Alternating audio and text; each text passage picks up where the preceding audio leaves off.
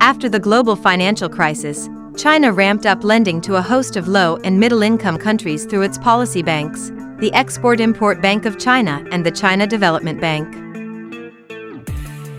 This began under a policy supporting Chinese firms going out into the global economy and then became part of China's Belt and Road Initiative.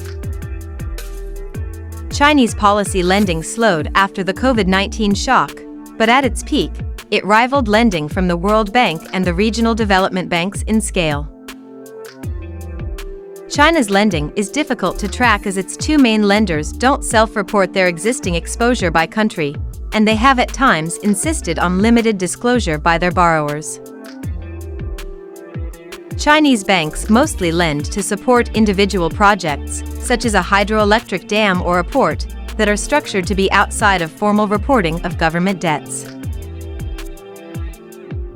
China's banks have clearly lent most heavily to poor countries with strategic resources like Angola, Ecuador, and Zambia, or with strategic locations like Laos, Pakistan, and Sri Lanka. Chinese lending has always been on commercial rather than concessional terms, and it has not been intended as an aid and is riddled with ulterior motives.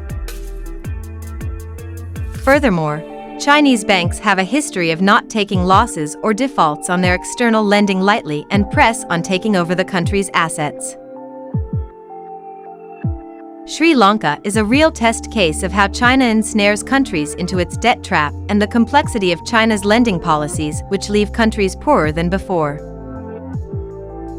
Zambia is another typical example of China's debt trap diplomacy, where a poor country is forced to lease out its assets to Chinese banks and corporations in the name of loan restructuring. Economic powers and financial institutions like the IMF have to come together to counter China's debt trap diplomacy, which is leaving countries poorer, apart from forsaking their sovereignty.